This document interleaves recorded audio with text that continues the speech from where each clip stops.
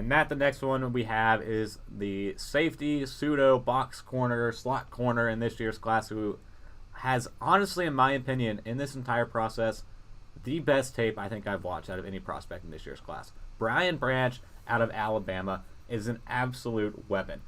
I think in the 2 games I watched from Brian Branch, I'm pretty sure every other play was put down and ended by Brian Branch. Anywhere on the field, it's like he was a ghost. Yep. And it reminded me of, like, I mean, in Madden when you're playing against a 99 overall Deion Sanders who has a 99 overall awareness, 99 overall play recognition, where no matter where you put the ball, somehow that Deion Sanders is on you immediately when you're playing Madden. That's what it felt like watching Brian Branch's film at Alabama. Anywhere you put him on the field, he made the tackle all over the field, and 569 snaps in the slot, 136 snaps in the box, 25 snaps deep, 24 snaps as a defensive lineman, blitzing off the edge at his size, and 14 snaps as an outside cornerback. Brian Branch is an animal on his tape, and I think he's a beast. It's so hard to find a weakness in his game that it makes it so annoying that his combine was so bad. Yeah. Like, why? Because it just puts question marks in there. He should be a top 15 pick in the NFL draft. The Jets, the Patriots, the Packers, all could use a safety, and not a single one of them may draft him. He's got great versatility, you just mentioned. He's got great ball hawking ability. He can play in coverage. He can play in zone. He's a big hitter. He has everything that you want in a safety/slot corner. But he might not even go in the first round. I know. It's ridiculous. It's ridiculous that he might not go in the first round. He could easily be the number 2 defensive back off the board in this class. Easily. I see no issues with it. If he was a corner, he'd be the number 1. Safety, just not the sexy position. It's not the value pick in the first round, which is why he'd be the number 2. But, I mean, come on. His football intelligence, off the charts. Yeah, maybe the smartest person in this draft. Yeah, and easily like one of the smartest persons on Nick Saban's defense. Oh, yeah. And there's some guys that we talked about coming off that defense this year who are really good perennial players. Yep. And yet Brian Branch was the one where it seemed like every single play he was the one putting a stop to it. Yep. To me, he seems like a smaller Jamal Adams.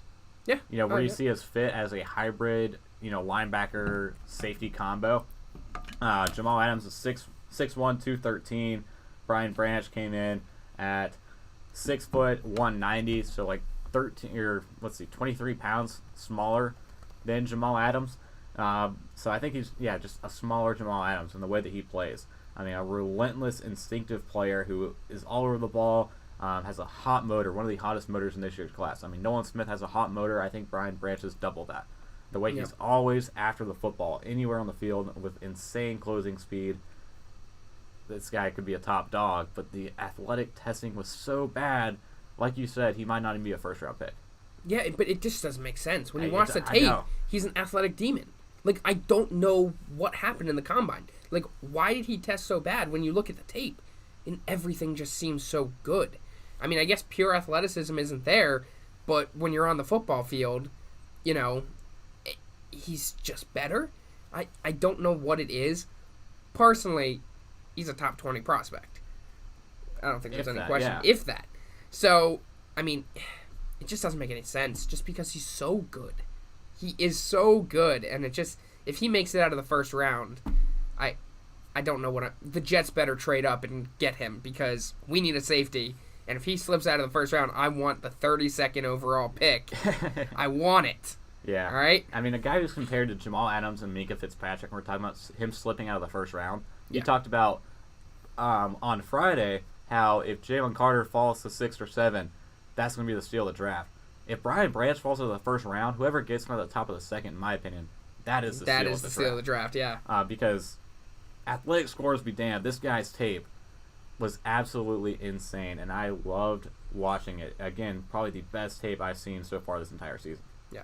Oh, no, I don't think there's a question about that. I mean, he's probably in my top 10 prospects. I mean, I have to finalize the big board still, but it's probably around there. Yeah.